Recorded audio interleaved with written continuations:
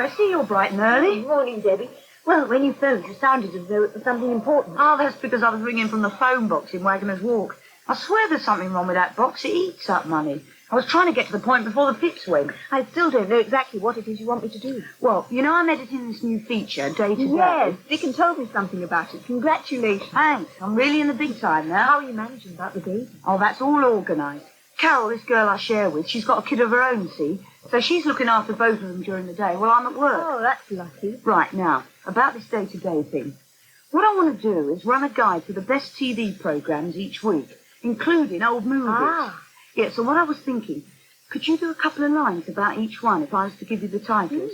Tell us who was in it, what it's about, all that stuff. You mean like Dilys Powell's column? Well, don't let it go to your head, love. We're short of space.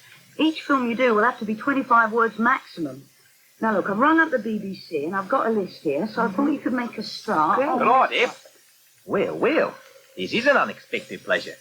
Now, that's how I like to start the week. Good eye. Hello, Graham. We're working. Go away. I'll sit here on the corner of the desk and watch you. Oh, blimey. Are they all like you in Melbourne? Oh, when I've finished with Debbie, I'll come and find you. We could have a cup of coffee or something. Why don't we have dinner instead? How about tonight? When you're quite finished. I can't tonight. I've got to go and see a film at the Everyman. No problem. We'll both go to the movie, and I'll take you to dinner after, OK? Gray, we have work to do. Why don't you go away and write about some football or something? Right, Maurice, that's the staff problem sorted out. Now, the next thing we've got to do is to really get on... Sorry? There's one staff problem you haven't mentioned. The winning Jill Moon. Ah. Well, she still hasn't shown up, I suppose. Not so much as a picture postcard by way of explanation. No, not even a phone call. I've tried her number half a dozen times, but she's obviously just not there. Aye. Well, you did say if she didn't put in an appearance by the end of last week, you'd fire her. Yeah, and I meant it. But it's a bit tricky to fire someone who isn't here.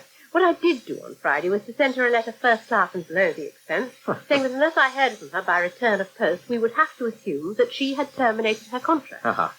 And return of post would have been this morning, with any luck. I simply can't understand it. The girl's mad, I've always thought so. Well, now you'll have to advertise for someone to replace her. Come in.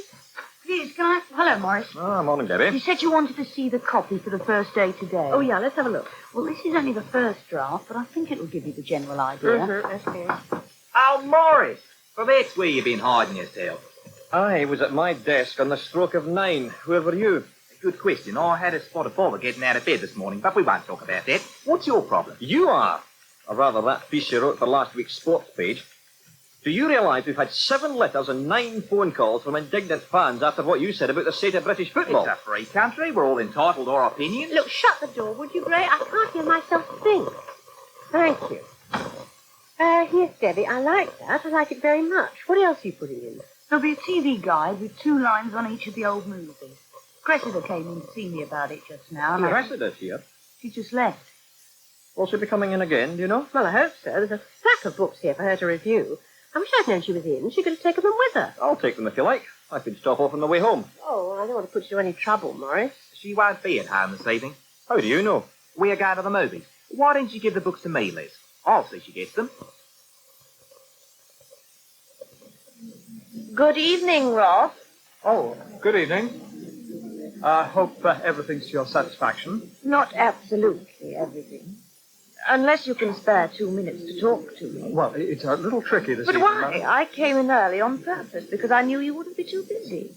I did want a tiny word with you, confidentially. If there's something wrong with your dinner, madam. Oh, the food is quite perfect, as always. You don't really remember me, do you? I remember you very well indeed, Mrs. Fennell. It's not Mrs., it's Moon. I'm separated, you see, and Moon sounds so much less committed, don't you think? I suppose it does. It wasn't until this evening that I heard your sad news. Sad news? Your broken engagement. You poor dear, you have my deepest sympathy. I don't understand.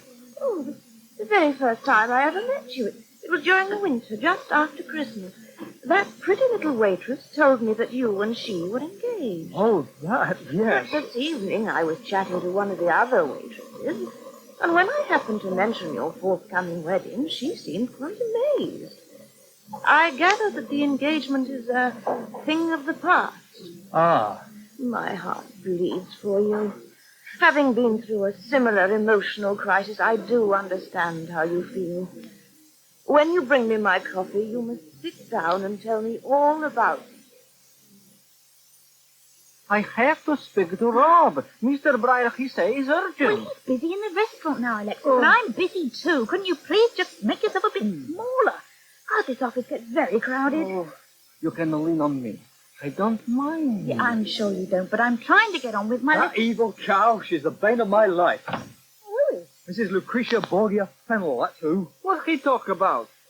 He's all Greek to me. Hello, Alexis. What are you doing here? Mr. Breyer, he sent me to Don't tell... tell me that Miss Fennell has been making a pass at you again. I thought I put a stop to that once and for all months ago. So did I, but she's quite relentless. Well, what does Mr. Pryor want, Alexis? He say you not telephone him like you promised. What? About the extra help at the freezer plant. He say you promised faithfully this weekend. Oh, God, yes, I know I did. Look, tell him I went round to see these people I know, Carol and Vince. Yes? There was nobody at home. Well, it was a nice afternoon yesterday. I suppose they'd all gone out. Okay, I tell him, but he won't like it. Hey, Rob, do you mean to tell me that ghastly woman actually had the nerve to proposition you again after I told her that you were my fiancé? Wendy just told her that I'm not your fiancé. Oh, no. Just seen the way her eyes lit up. Who is this woman? Oh, she's one of the customers, and she fancies Rob.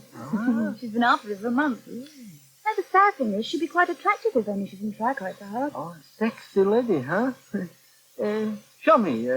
Open the door a little way. I want to see what she looks like. Oh, no, Alexis. See, that's her, at the end table, all by herself. Oh, yes. She's okay. Leave it to me. Alexis. You do me a favor, please. You get the extra workmen for the freezer plant. And I do you a favor in return. You don't like this lady, but she's okay. I handle her for you. Alexis, stop. Come back here. Oh, he certainly doesn't let the grass grow, does he?